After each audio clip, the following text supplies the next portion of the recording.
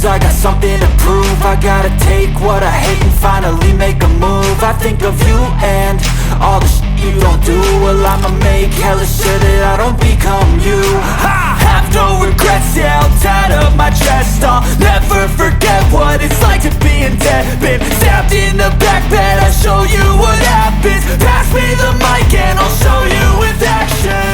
I feel this pain, you already... Hai Sobat Dolan Mania, Istanbul Tour sekarang lagi di Istanbul Airport nih. Bentar lagi kita mau terbang ke arah timur Turki, ngulik everything tentang Kapadokia. Gak cuma ngulik tentang Kapadokia saja, guide kita juga nanti bakal ngasih tips dan trik buat kamu yang mau jalan-jalan ke Turki, hemat tapi mewah sob. Dan tentu saja, kita bakal lihat apakah Kapadokia memang se-worth it itu buat masuk bucket list kalian. So, jangan skip videonya ya, karena perjalanan baru saja dimulai. Jadi kita baru aja terbang dari Sabiha Gökçen ke Kapadokia. Sebenarnya bukan Kapadokia sih, lebih tepatnya Nuşehir nama kotanya. Kalau kalian naik pesawat, itu bisa dari Bandara Istanbul atau dari Bandara Sabiha Gökçen. Tapi saranku sih, kalau mau ke sini lewatnya Sabiha Gökçen, karena pesawat di sana lebih banyak dan lebih murah. Ada Pegasus Airlines sama Anadolu Jet. Kalau dari Bandara IST Istanbul, itu cuma Turkish Airlines, dan itu rata-rata mahal. Terus ke Kapadokia, kalian bisa pilih dua bandara. Kalau enggak di Erkilet Kayseri, kodenya ASR. Kalau enggak di Nuşehir, NEV, Nuşehir. Sebenarnya menurutku nggak jauh beda sih. Kalau ke Erkilet itu pesawatnya jauh lebih banyak, opsinya kalian lebih banyak, dan pesawatnya biasanya lebih murah dibanding ke Nuşehir.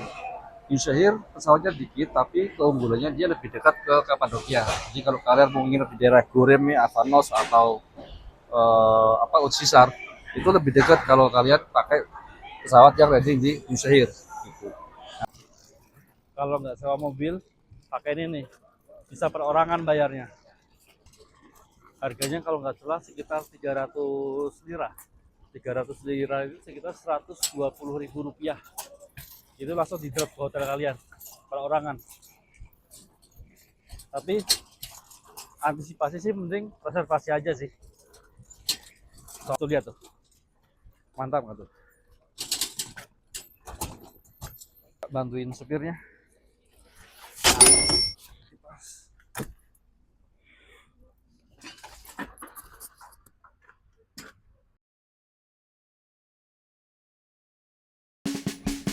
Oh ya sob, kita ambil 2 malam di Kapadokia karena seminggu sebelum kita sampai Turki, kita sudah ngecek cuaca semingguan di Kapadokia. Dan beneran saja sob, hari pertama kita sampai, cuacanya mendung dan lumayan berangin. Jadi jadwal naik balon udara kita dioper ke esok harinya. Untuk tips naik balon dan harga terupdate, simak video sampai akhir ya sob. Dan sekarang, daripada bad mood karena gagal terbang hari ini, kita langsung lanjut explore spot-spot ikonik yang selama ini cuma dilihat di internet.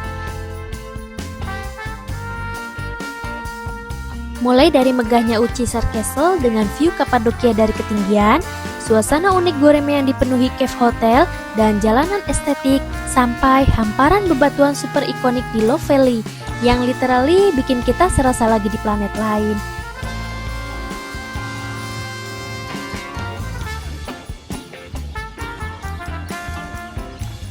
Jadi guys, Kapadokia ini bukan cuma tempat wisata biasa. Tempat ini tuh sudah ada sejak ribuan tahun lalu dan punya sejarah yang gokil banget. Dulu, wilayah Kapadokia terbentuk karena letusan gunung berapi jutaan tahun yang lalu.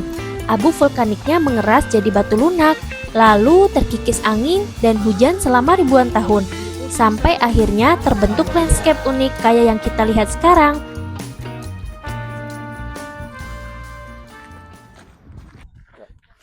Nanya nih, kita di Turki jalan-jalannya ke Kapadokia sama Istanbul doang ya?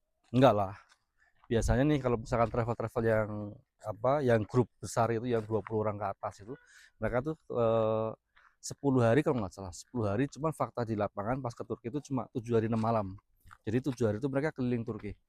Ke Istanbul, Bursa, Efesus, Izmir, Kuşadası mungkin, terus ke Pamukkale, Konya, Kapadokia, Ankara, 8 kota. Bayangin, 8 kota 7 hari, gimana tuh rasanya? muter terus gitu satu minggu full perjalanan darat. Cuman ya menurutku golden roadnya, rute paling bagusnya yang paling sering dikunjungi itu pertama Istanbul, Kapadokia, terus Bursa, Izmir, Efesus gitu.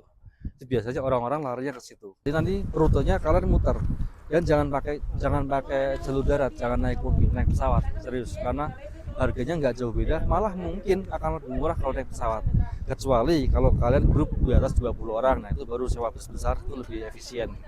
Kalau cuman 5 orang, 10 orang, prefer mending naik pesawat sih. Terus kan kalau masalah model tour itu kan tiap orang preferensinya kan beda-beda. Ada yang pengennya murah, ada yang pengennya nggak pengen ribet, ada yang pengen mewah. Jadi kalau mau tanya model tour enaknya pakai yang mana, kembali ke luar masing-masing gitu. Cuma kalau aku sendiri aku lebih suka private gitu. Soalnya kalau yang pakai grup tour itu misal 10 hari keliling Turki atau 1 minggu keliling Turki, itu enggak 100% mereka tur, karena 50% itu tur, 50% mereka cuma disuruh belanja ke toko-toko, kemudian beli pernak-pernik, jaket kulit yang mahal-mahal harganya ratusan dolar, terus beli karpet dan lain sebagainya, keramik. Saya pengen ke tempat yang orang jarang ke sana di Turki nih, Kak. Jarang. Kemana tuh? Tergantung. Yang tadi kan yang udah pernah tak jelasin kan tentang rute pada umumnya. Kalau enggak, misalkan kalian pengen yang alam, itu bisa ke arah bagian Turki bagian timur. Itu kalian bisa ke Trabzon atau ke Rize. Itu Swissnya Turki tuh ya, Kak? Ya betul, Swissnya Turki. Itu kalau mau ke sana enaknya paling bagus tuh pas bulan musim dingin, tapi jangan pas awal-awal. Karena tebal banget dan rawan buat jalurnya ditutup. Itu mungkin paling bagus ya Februari kali ya, Februari atau akhir Januari. Soalnya kalau awal-awal tuh sering badai di sana. Terus kalau enggak kalian pengen yang jalan-jalan nuansa Islami, bisa ke arah timur lagi ke Sanur Urfa, ke peninggalannya Nabi Ibrahim, terus ke Gunung Namrud di Yaman. Terus kalau kalian pengen ngicipin Balinya Turki, wisata laut atau pantai, bisa coba ke Antalya, Marmaris, Fethiye, terus Bodrum. Jadi hampir tiap kota tuh punya wisata masing-masing. Dan yang keunggulan lebih tadi itu ada banyak ternyata. Sampai cerita tuh kan terowongan sampai ke benteng yang Jadi ada yang masuknya. Halo Pak Tiki, gimana dengan Istanbul Tour Pak selama seminggu ini Pak? Wah mantap, cuaca dingin. Mantap sekali nih. Happy nggak Pak? Happy banget nih. Istri happy? Istri happy, semua pada happy nih. Lanjut. Walaupun tanpa balon udara hari ini, ternyata city tour di Kapadokia tetap seru banget. Dan mungkin justru ini cara terbaik buat kenalan dulu sama Kapadokia sebelum melihat versi paling magisnya saat sunrise besok pagi.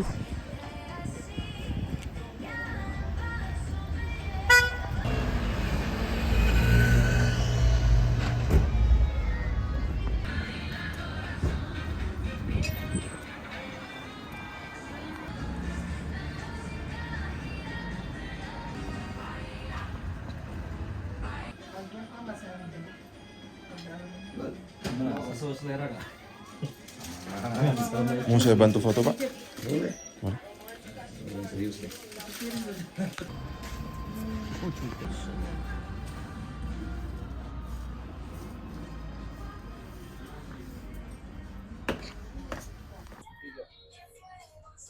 Sekarang kita di Goreme nih, di Kapadokia, di bagian Goremnya, di tengah-tengahnya nih. Kalau kalian mau ke Kapadokia, paling enak ya tinggal di sini, di Goreme. Soalnya semuanya ada, komplit, terus rame.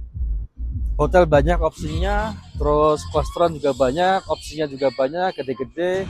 Pasar juga ada di sini, petik belanja juga bisa, pilihan banyak. Terus nih, kalau misalkan ke Kapadokia ya, misal kita berempat nih. Aku sih lebih suka private ya, nggak ikut tour yang rame-rame rombongan terus ada dicampur sama orang asing, itu nggak terlalu suka. Karena kita nggak bisa bebas ya. Misal kita berempat atau berlima, itu aku lebih suka gitu. Misal lihat tuh taksi yang hitam tuh, nah misal taksi kayak gitu tuh, yang Mercedes Maybach atau yang Vito V-Class gitu, yang 7 seater, Ini biasanya kita langsung tembak di tengah di tempat. Kita tembak, salaman, Bang, aku mau ada berempat nih, kita ada berlima nih, kita mau keliling Kapadokia 2 jam atau 3 jam, berapa harganya? Gitu. Dia akan langsung ngasih harga, kita bisa langsung deal di tempat, langsung jalan saat itu juga gitu. Selesai langsung bayar. Itu dibanding pakai yang tur-tur gabung sama yang lain. Karena harganya menurutku kalau misalkan kalian berempat atau berlima ya, itu lebih murah dan lebih nyaman kalau kalian private. Terus juga kalau misalkan kalian kesini naik bus ya, nekat nih naik bus, nekat banget nih. Dari Istanbul ke sini naik bus 12 jam perjalanan. Itu terminalnya ada di sini, di Goreme. Jadi kalau kalian di depan situ tuh, di tengah-tengah pasar situ. Yang Goreme tengah-tengah, ini pasar. Terminal ada di sana, dekat, jalan kaki cuma 2-3 menit doang, 100 meter di depan. Itu 12 jam perjalanan. Kalian bisa naik Kamil Coach atau Metro, beli tiket online. Kalau nggak tahu bahasa Turki juga bisa pakai bilet. Beli dari situ juga bisa. Itu. Cuman ya capek banget serius. Buang-buang waktu juga. Jadi mending naik pesawat dari Bandara Istanbul atau Sabiha Gökçen ke Kayseri atau ke Bandara Nusayir. Udah dari sana naik shuttle ke sini, selesai. Paling cuma 3 jam 4 jam beres dan nyaman gitu, nggak capek.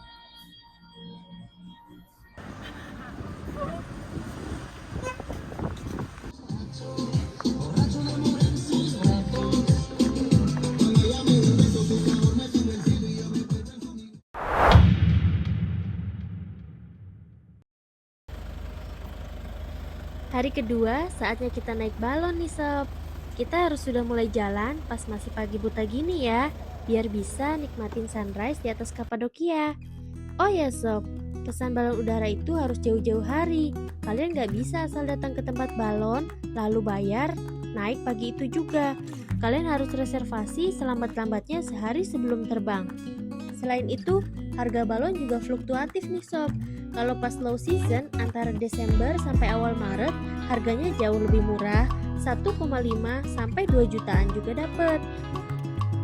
Tapi kalau lagi high season, bisa tembus 3 sampai 4 juta ke atas nih sob. Buat kalian yang pertama kali mau nyobain hot air balloon di Kapadokia, ini beberapa tips penting biar pengalaman kalian makin maksimal dan anti zonk. Yang pertama, tidurnya jangan terlalu malam, karena penjemputan biasanya mulai sekitar jam 4 pagi.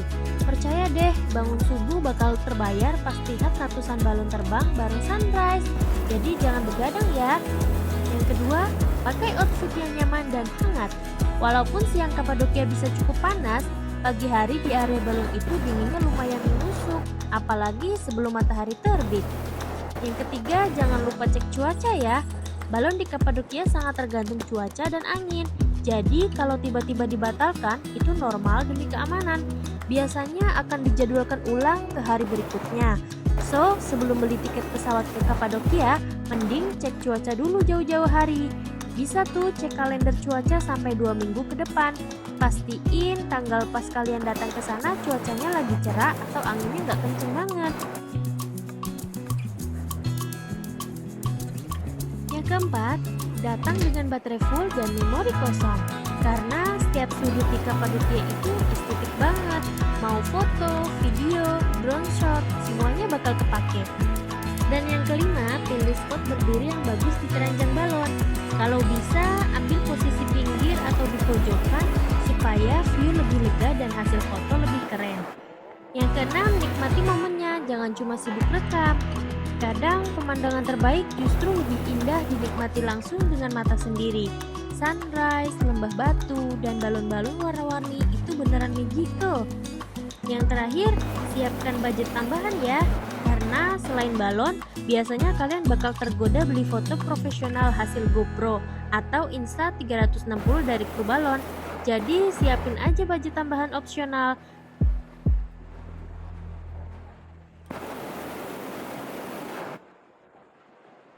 Demikian sob, episode ngulik Kapadokia kita hari ini. Semoga kalian bisa nyusul kita ke sini ya, bareng Istanbul Tour. Kalau kalian butuh guide atau paket tour ke Turki yang eksklusif dengan harga terjangkau, bisa DM Instagram atau kontak tim Istanbul Tour aja sob di deskripsi. Jangan lupa subscribe dan follow Instagram Istanbul Tour ya. Bye!